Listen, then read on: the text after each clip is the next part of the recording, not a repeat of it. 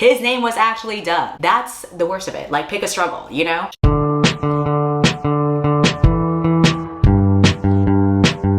My Spotify Wrapped was like the most stereotypical gay pop girly music ever that at this point it doesn't even feel like it's worth sharing. Literally 4 out of 5 of my top songs were Chapel Roan, yet somehow my top artist was Charlie XCX. Then we had Chapel Roan, of course, Sabrina Carpenter, Halsey, and Olivia Rodrigo. And in total, 19,000 minutes listened. Honestly, at this point, I'm just a walking stereotype. Fortunately, my list of best books will be much more interesting. I looked at all the books that I read in the year of 2024, and I picked the top 5 books that I thought were really great. These weren't necessarily books that were released in 2024. I actually think only one of them was a new release, but they are books that I happen to have read this year. I've decided I'm gonna list these books based on most lighthearted to maybe like the most gut-wrenching, just because I realize if I go in chronological order, then we're gonna start off really serious, and I don't want to give you that emotional whiplash just yet. I want to build up to it, you know? But I will say the last book in my list is also one of the last books I've read this month, and it might be my favorite book that I've read this year. I'm gonna share you my list, and I'll also share some quotes from these books to give you a taste of the writing or the artwork, because one of them is a graphic novel. Even though these are just my personal favorites and my personal opinions, I know that people like watching these videos because they like getting recommendations, which makes sense because if you're gonna spend your hard-earned money on a book, it might as well be a good one. It's not like you can get your cash back, but you know what you can get? Your TopCashback, because they are the sponsor of today's video. It is a platform where you can get money back just from the shopping that you're already doing. They have over 7,000 retailers out there for all kinds of shopping needs like book outlets, Sephora, Hawka shoes. Signing up is super easy, and finding the retailer that you need is also easy. And the categories for what's available to earn cash back changes frequently. So not everything on the site can earn you cash back, but I like that it changes things up. And you can always view what's currently available by looking at the Thread to Books merchant page on TopCashback. There are so many good deals that are available, and it's perfect for the holiday season. And they offer 100% of commission back to members. So because of this, they consistently feature higher rates compared to their competitors. So if you're interested, you can check out the link in my description where you can get a $10 TopCashback sign-up bonus, plus cashback for my subscribers when you spend $25. So thank you to TopCashback for sponsoring, and now let's dive into the best books that I read this year. Again, we're starting off light before we get to the heavy stuff. So the first book is a really fun book that I've talked about throughout the year on this channel, and it's called The Invocations. This is a young adult thriller book by an author that I feel like is gonna be one of those authors where whatever she puts out, I'm automatically gonna pick up, because I really enjoyed her previous book, House of Hollow, and this one falls under similar fun elements that I enjoyed before. The stories are focused on female characters,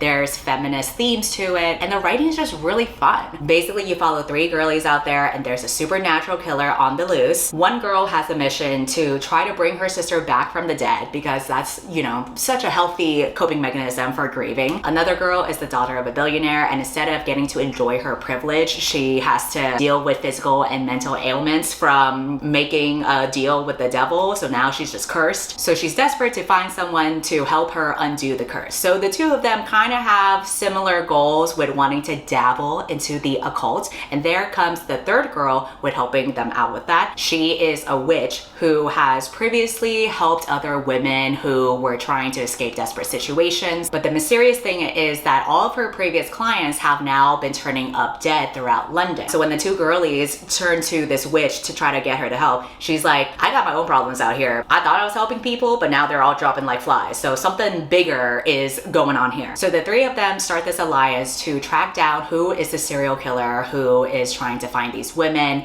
and why are they targeting them specifically. I feel like this book is just proof that you can still have fun with young adult books. All the friends that I have kind of aged out of young adult and are not really into it anymore. They find a lot of the writing to be juvenile and just not interesting, but I feel like Crystal Sutherland proves that young adult can still be appealing to both teenagers and adults. Like, you can still have fun with this. So I really appreciate how accessible it was, and some of the quotes I highlighted include, even the devil does not trust men to honor a bargain, so it does not deal deal with them. It offers power only to women. And another quote I highlighted was actually a dialogue between two characters where one of them says, "Don't you have enough power now?" And the other says, "When you have been powerless your whole life, how do you know when it is enough?" Again, very clear themes of fighting the patriarchy and female empowerment. I feel like this is a great book for a young girl to read, or like me, an old bitch that just wants to have a little bit of fun. The second book on my list is The Magic Fish. This is a young adult graphic novel, but again, I feel like there is crossover appeal here. Even adults would enjoy this. I actually got the physical book for free by going to an event, and I'm so glad that I picked out this book because the art is gorgeous. I'll cut in a clip of me flipping through the pages so that you know what I'm talking about. But the story is basically about a 13-year-old boy named Tian. He has a crush on his best friend who also happens to be a boy, and he doesn't know how to come out to his mother about that. But what he does know is that he loves reading fairy tales with his mother, and he uses that as a way to have this conversation with her. So you're going back and forth between present day with the conversation he has with his mom to the fairy tales that they talk about throughout the book,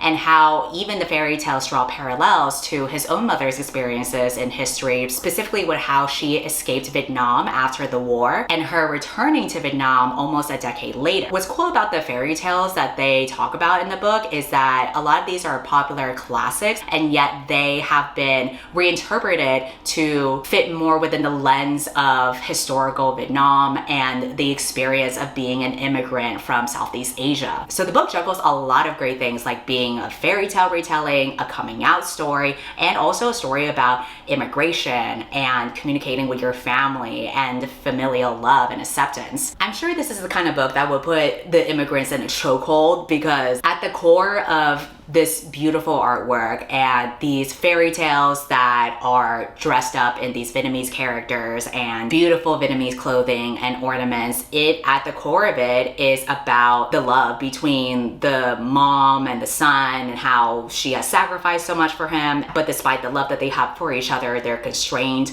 by language and not being able to communicate with each other clearly as a result, and therefore kind of using storytelling as a vehicle for that. So you're getting a lot of like the emotional interiority of this kid, but also the mom with all the shit that she's been through. I read this book in one sitting because I just didn't want to end my experience. It was so beautiful, and I love how the artwork uses a specific color palette to show the different parts of the story. And you already know just by seeing me flip through the book that it is a pretty top-notch book, and I'm really glad that I got to read it. The third book that I really enjoyed is Annie Bot. Just like the title implies, this is about a robot girl who was created to essentially be the perfect girlfriend to her human boyfriend, who last time when I talked about him in my previous video where I was tier ranking love interest and I put why I would kill this guy, I said that his name was something basic like Doug, and people in the comments were laughing about that. But now that I've looked back into this book for the sake of preparing for this video, his name was actually Doug. That's the worst of it. Like, pick a struggle, you know? So not only is she there to satisfy his physical and emotional needs, she also has to have dinner ready for him every night. She wears all these outfits that he orders for her, and she even has a switch where he can adjust her libido from like a numeric scale to meet his needs. She's basically like a trad wife in the form of a robot, and sadly truly the perfect woman for a lot of men out there. I would say the majority of them. The book follows her perspective as she starts to gain more sentience and arguably perhaps become more human. And I picked up this book having very low expectations. I pretty much expected it to be like a low-grade Black Mirror episode, not really providing anything new, but I was pleasantly surprised by it. And what truly surprised me was how much I empathized for this character and how I could relate to a lot of what she was feeling. I would not categorize this as a sci-fi book despite her being a robot. It really is more of like a character study that parallels what it feels like to be a woman in an emotionally abusive relationship. The book reminded me so much of my relationship with my ex-boyfriend when I didn't have a sense of identity, because that was similarly what Annie Bot was struggling through as well, as she was figuring out more of herself and her autonomy. And just like her, I also felt this fear of displeasing the partner that I was with in any way, and how any time I showed a little bit of humanity, I received so much criticism for it. And it was really interesting to see that kind of emotional journey for a robot because it speaks to how society views women in a way that is subservient. This was like the actual Barbie movie for me. I also saw a lot of my ex in Doug as well. Yes, he is a caricature of like the typical man-child loser that would be having a girlfriend robot like this. But you see as the story progresses how he struggles as well with his previous divorce from like an actual human woman and his experiences with loneliness. And even later on, you can tell the ways that he is trying to improve and be a better partner for her. And he wants so badly to be better. But the big eye-opening moment for, I think, me and Annie Bot is that even him doing his best is not enough. But even if you don't have that experience, I still found the book to be very engrossing just because you want to know what happens next and you're hoping that she breaks free from him. So a quote that I will read from this book is, "She doesn't understand why, when Doug could be in a relationship with a human, he has chosen to have Annie as his girlfriend, unless she provides something that a human can't,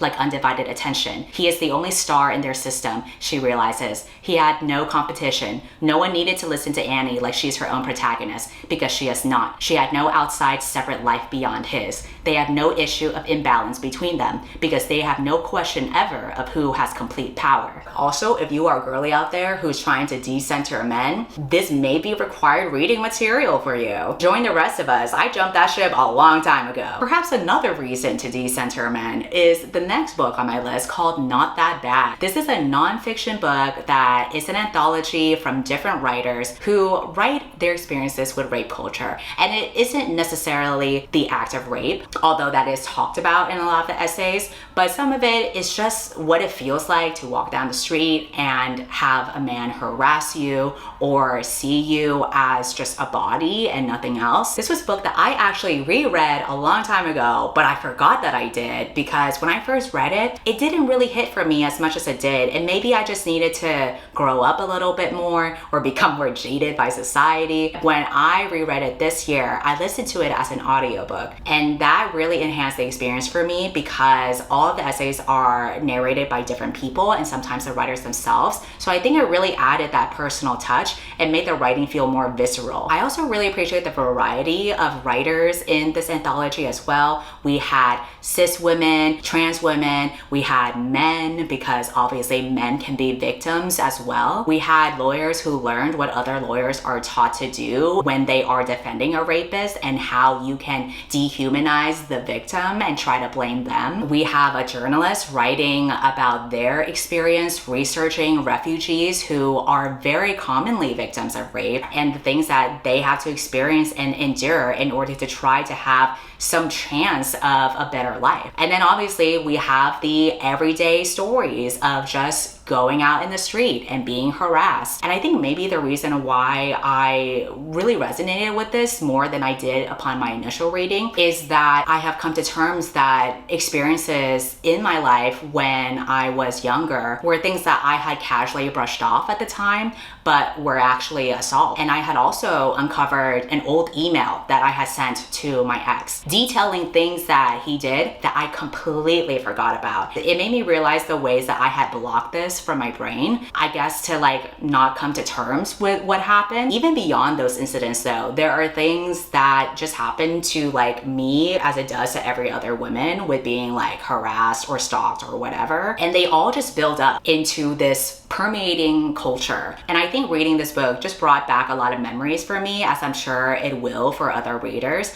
But I'm really glad that it prompted me to reflect on my experiences and also hold space for feeling like anger or grief. Because I think with the experiences that I have had, I'm kind of used to just like pushing it and like moving on with it, because like you don't really have a choice. You gotta live your life. And I don't really take time to stop and reflect about it. And because these writers are taking time to like really feel everything, in a way I feel like it was giving me space to also feel those things with them. So the quotes that I will read so that you can get a taste for how great the writing was include, "You made me an object. I was not not a person to you. In that moment, I was at best a challenge and unresponsive organ, a stubborn body. Anger is a privilege of the truly broken, and yet I've never met a woman who was broken enough that she allowed herself to be angry. An angry woman must answer for herself. The reasons for her anger must be picked over, examined, and debated. My anger must stand the scrutiny of the court of law, of evidentiary procedures. I must prove it comes from somewhere justified, and not just because one time some man touched my sister, or because one time some man touched some woman, and will continue on and on. It is more like carrying something really heavy forever. You do not get to put it down, you have to carry it, and so you carry it the way you need to, however it fits best. And so this culminates to the last book on my list, which you wonder, how could it possibly be any heavier than the previous book I talked about? And that is gonna be Any Man, which I read this past month, and I think it's gonna be my favorite book that I've read this year. It basically follows different characters who are all men, but they come from different walks of life. The only thing that they really share in common is the fact that they are victims to a female serial rapist. The writing for this was so visceral and raw, and when I found out that the author had previously written poetry, that truly made a lot of sense to me. What's interesting about this book is that it doesn't describe what happened in a chronological linear narrative,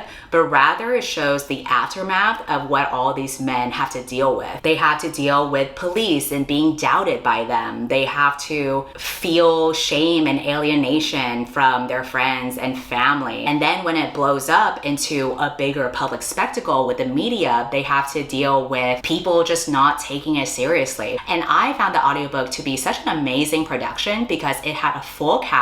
It produced the stories in snippets of like a podcast, a TV show report, like on the news. There were voicemail messages left behind, and they really produced it in such a way that made it seem like you were there. But also the narrators that are voicing these victims as well, and how these men have to heal and find a space for themselves. Like, it just felt so visceral. I know I keep on saying that word, but that's just like the number one way I would describe their writing. The author did such a good job at portraying different reactions from these survivors and using artistic choices to blend the everyday life that these men have to deal with, along with like this woman going around and portraying it as like this monstrous, violent thing that she has been doing. And it's like terrifying that she's out there. Like, it truly feels disturbing and scary. I thought it was very interesting how the author decided to focus on this subject, because I took a peek at her previous books before,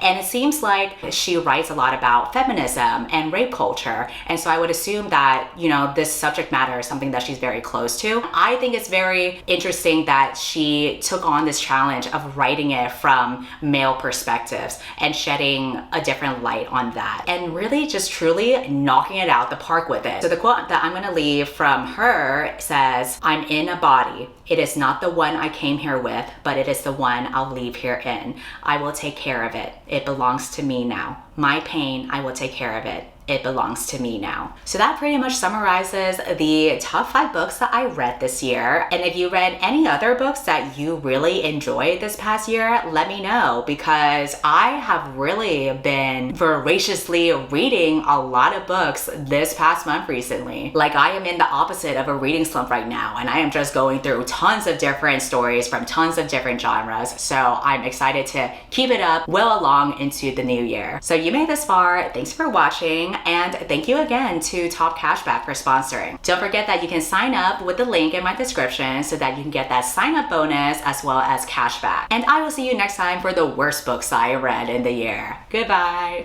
You give me butterflies when you smile, and it feels so good. I just can't hide. I wanna hold your hand, but I get too shy. Just me and you. What should I do?